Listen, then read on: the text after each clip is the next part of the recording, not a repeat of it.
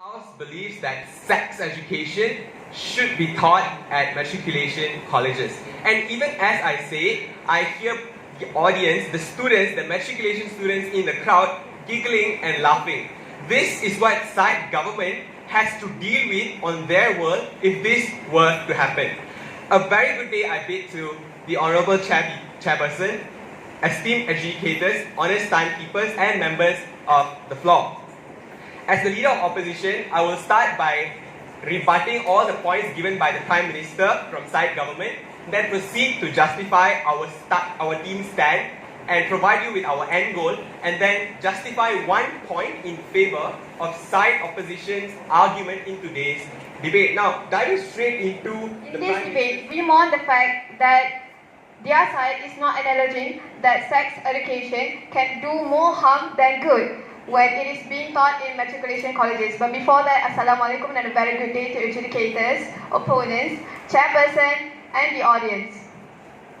What I'll do in today's debate as the second speaker is that first and foremost, I will rebut the arguments proposed by the government. Second, I will present two more arguments supporting our case from the opposition side, while simultaneously convincing this hall why side opposition should take the motion.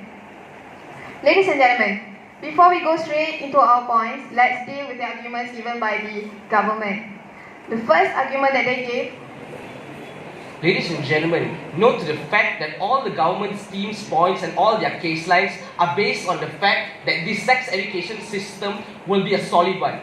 You need to understand, although the motion doesn't dictate you to tell us how you're going to do it, at the end of the day, you still have to tell us how you're going to do it to show that it's actually effective enough for students to actually care about in the first place. So if you're going to come to us and tell us that it's not our job to dictate how assignments or this sex education are going to be considered in matriculation despite all of our rough schedules, how is it going to be? Is it going to be an assignment-based education, or is that going to be effective, or is it going to be just lectures without it actually being a subject? And how is that also going to be effective? So everything that the government said is basically on the assumption that this sex education system is a solid one, but nevertheless, it still doesn't make sense. But before that, a very good day I bid to the honourable educators and all the members of the law intercourse. By the end of the day, what we are saying, basically all our 3 points are saying is that your way is not going to work. And that's basically what the government team failed to understand. They think that we are not acknowledging this, but we are. And ladies and gentlemen, you need to acknowledge the fact also that the government team basically say, okay, alright, we encourage safe sex, but that doesn't mean we encourage sex.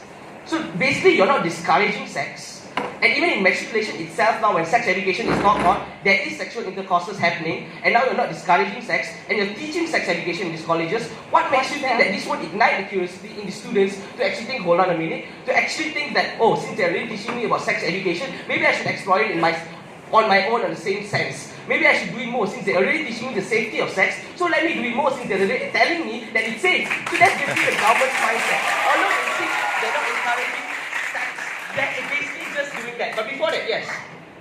If you are really sure that's not solidly effective, then what is your way to cater to the extreme cases that rape actually happen? We understand. But ladies and gentlemen, you need to understand that all your examples and all your basis statistics that shows that these cases are mitigated are based on statistics and examples of other countries that already have sex educations in the secondary school to begin with, and our country, the difference between our country and their country is we are entering matriculation, and provide a solution to that and provide how the sex education is going to be effective enough to go against the social stigma, and I'll be happy to go to your side. Nevertheless, moving on to the third point, deterrence.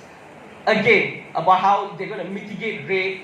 Again, the POI that you did point out to my second speaker about rape. So ladies and gentlemen, you need to understand that basically you're saying that you're going to focus on all these college matriculation students because all these college matriculation students are a bunch of